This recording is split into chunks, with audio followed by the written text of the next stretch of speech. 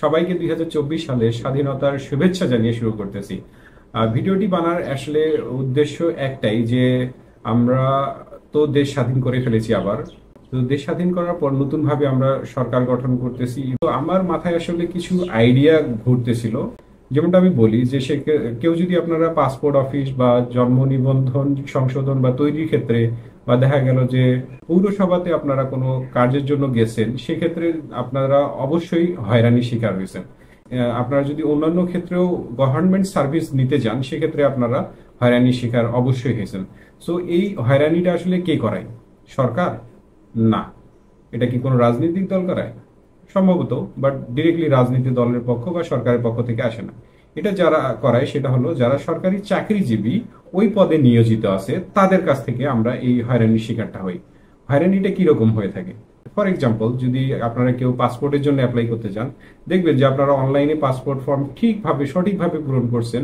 করার পরও আপনারা পাসপোর্ট অফিসে যায় যখন ফর্মটা জমা দিতে যাবেন, দেখবেন যে তারা আপনাদেরকে অহেতুক অনেক ভুল দেখাবে, প্লাস দেখাবে যে এডিশনাল আপনার কোনো কাগজপত্র লাগবে, যেগুলো আসলে দরকার নেই, রিকোয়ারমেন্ট এগুলো ছিলও না। সেম আপনারা যদি কোনো ইউনিয়ন পরিষদে যান, জন্ম নিবন্ধন সংশোধনের জন্য যান, সেখানেও দেখবেন যে আপনাদেরকে এই ধরনের অহেতুক হয়রানির শিকার হইতে হয়। সো এটা আসলে কাজ যে হয় না তা না। এটার পিছনে পাসপোর্ট অফিসে, যেমন এক্সপিরিয়েন্স থেকে বলি, আমার নিজের এক্সপিরিয়েন্স আছে।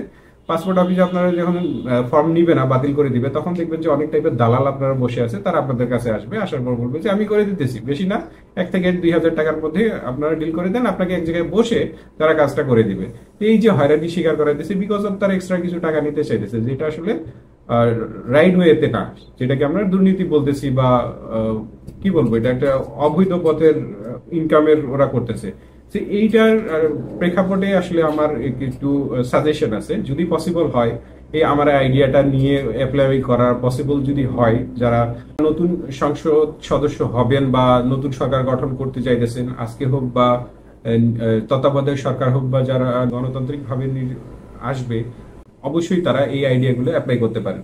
এই আইডিয়াগুলো আসলে তারা অ্যাপ্লাই করবে না, এটা আমাদেরকে সংসদীয় ভাবে সংশোধনী ওয়েতে, সংবিধানকে কিছু মডিফিকেশন বলবো বা এডিশন বলবো বা সংস্করণ বলবো, যেটার মাধ্যমে করা উচিত, সেটা যদি আমরা করে অ্যাপ্লাই করা যায় সেটা হবে। তো আইডিয়াটা আমি বলি, এখন আইডিয়াটা হলো এরকম যে আমরা একটা গণতান্ত্রিক ওয়ে ওই যে সরকারি চাকরিজীবীদের ওপর নিয়ে আসবো। তো গণতান্ত্রিক ওয়ে কে এইভাবে নিয়ে আসবো, আমরা সরকার যখন গঠন করি তখন আমরা কি হয়, আমরা ভোট দিই, জনগণরা ভোট দেয়, সেই অনুপাতে আমরা সরকার নিয়ে আসি, নতুন সরকার চলে আসে। তো আমরা একটা সরকারি চাকরির ক্ষেত্রে কিন্তু এটা আমরা করি না। কেউ একজন সরকারি এমপ্লয়ি, তার নিয়োগের ক্ষেত্রে কিন্তু আমরা এটা করি না। তো এই ক্ষেত্রে আসলে কিভাবে নিয়ে আসবো? এটা আমরা নিয়ে আসতে পারি এইভাবে যে আমরা ওকে একটা সরকারি চাকরি নিয়োগ প্রাপ্ত, যে সে নিয়োগ হোক, যেভাবে নিয়োগ হতেছে সেভাবে হোক, তাকে এমপ্লয়ি হিসাবে তার পোস্টে নিয়োগও দেওয়া হোক, কিন্তু তার পরবর্তীতে যেটা হবে যে সে সার্ভিস আমাদেরকে কিভাবে দিতেছে। সাপোজ যে আপনি পাসপোর্ট অফিসে গেলেন ফর্ম জমা দেওয়ার জন্য, সে ফর্মটা জমা নিতেছে কিনা, সব কাগজপত্র ঠিক আছে, সে কাগজপত্র জমা ঠিক থাকার পর আপনাকে বাতিল করে দিল। তো আপনি জানেন রুলস কি, রেগুলেশন কি, আপনি সচেতন নাগরিক, অবশ্যই পাসপোর্ট করতে গেছেন তো আপনি অবশ্যই সচেতন নাগরিক। সো এতটুকু আইডিয়া তো আপনার আছে। দেখলেন যে যে ওইখানে অফিসার আছে বা যে নিয়োগপ্রাপ্ত পদে বসে আছে, সে আপনাকে সার্ভিস ভালোভাবে দিল না, বা সে আপনাকে খারাপভাবে সার্ভিস দিল, বা দেখা গেল যে সে ওই যে টাকার মাধ্যমে সার্ভিসটা দিল। তো সেক্ষেত্রে আপনি যেটা এখন করতে পারবেন, আমরা একটা ফিডব্যাক দেওয়ার ওয়ে রাখতে পারি। গভর্নমেন্টের তরফ থেকে এমন একটা সিস্টেম তৈরি করা হবে, একটা অ্যাপ তৈরি করা হবে, যেখানে আপনি ওই কর্মীকে বা ওই আমলাকে ডিরেক্টলি আপনি ফিডব্যাক দিতে পারবেন ওই অ্যাপের থ্রুতে বা ওই সিস্টেমের থ্রুতে। যেটা আমরা যদি আরো ইজি ভাবে এক্সপ্লেন করি, যে আমরা সবাই পাঠাও বা ফুড ডেলিভারি সার্ভিস নিয়ে থাকি ঢাকা শহরের মধ্যে, আমরা যারা আছি তারা কি হয় যে একটা পাঠাও রাইডার যখন আমাদেরকে আমাদের নির্দিষ্ট জায়গায় পৌঁছে দেয়, তখন তাদেরকে আমরা একটা ফিডব্যাক দিই পেমেন্ট করার সময়। তো ওই ফিডব্যাকটার ক্ষেত্রেই কিন্তু ডিসিশন হয় যে সে আসলে ভালো রাইডার নাকি খারাপ রাইডার। পাঠা হয়তো বা সেটাকে যাচাই বাছাই করে তাকে বাদ দিয়ে দেয়, বা নেক্সট যারা আমরা রাইড নেই আমরা কিন্তু দেখি যে এ আসলে খারাপ ড্রাইভার নাকি ভালো ড্রাইভার, সেই অনুপাতে আমরা কিন্তু তাদেরকে হায়ার করি। সো সেম ভাবে যেহেতু আমরা ফিডব্যাক দিব ওই সিস্টেমের ওয়েতে, যে সিস্টেমটা গভর্নমেন্ট তৈরি করে দিবে, অ্যাপ বা সিস্টেম, সেই সিস্টেমের ওয়েতে আমরা যদি ওদেরকে ফিডব্যাক দেই, ফিডব্যাক দেওয়ার উপরতেই গভর্নমেন্ট দেখা গেল যে 1 বছর জন্য একটা এমপ্লয়ির যে সিস্টেমটা থাকবে, মানে ওর যে প্রোফাইলটা থাকবে ওই অ্যাপের আন্ডারে, সেই প্রোফাইলে আমরা দেখতে পাবো বা সবাই দেখতে পাবে যে এ আসলে কি টাইপের এমপ্লয়ি।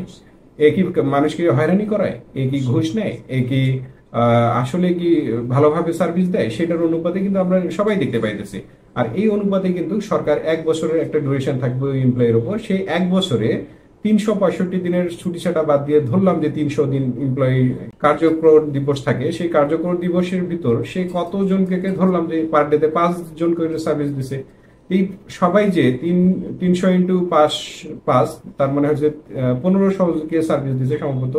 সো 1500-এর ভিতরতে সে কি 5 স্টারের মধ্যে কত স্টার পাইছে? সে কি অল ওভারঅল এভারেজ 3 স্টার পাইছে, 3.5 পাইছে, নাকি 4 পাইছে, নাকি 5 পাইছে আউট অফ 5? সো সে যদি 4-এর নিচে পায় থাকে, তার মানে ধরে নিতে হবে সে একজন খারাপ এমপ্লয়ি। সে জনগণের সাথে খারাপ ব্যবহার করতেছে, তার সার্ভিসে জনগণ খুশি না। সো তাকে সেই পদ থেকে বাদ দিতে হবে। বাদ দেওয়া বলতে ট্রান্সফার না, ফুললি বাদ দেওয়া, মানে তাকে চাকরিচ্যুত করা। এখন কোশ্চেন আসে যে হ্যাঁ, সরকারি চাকরিজীবীকে আমরা কিভাবে চাকরিচ্যুত করতে পারি? এই মডিফিকেশন বা এই এডিশনালটাই সংবিধানে আনতে হবে যে তাদেরকে আমরা বাদ দিতে পারবো। সেটা হতে পারে পুলিশ অফিসার, হতে পারে একটা ইউনিয়ন পরিষদের এমপ্লয়ি, বা হতে পারে পাসপোর্ট অফিসার, বা এই টাইপের যে কোনো জায়গাতে যারা আছে তাদেরকে বাদ দেওয়ার একটা সংশোধনী আইন নিয়ে আসতে হবে। আইন হয়তো বা বড় ওয়ার্ড হয়ে যেতেছে, সংশোধনী নিয়ে আসতে হবে সাংবিধানিক ওয়েতে। এখন তাহলে কি হবে? তাহলে তারা ভয়ে থাকবে যে ইয়েস, আমাকে জনগণকে সার্ভিস দিতে হবে, ভালোভাবেই দিতে হবে, না হলে আমার 1 বছরের মধ্যে যে ফিডব্যাকটা আসবে সেটাতে আমার চাকরি শেষ হয়ে যেতে পারে।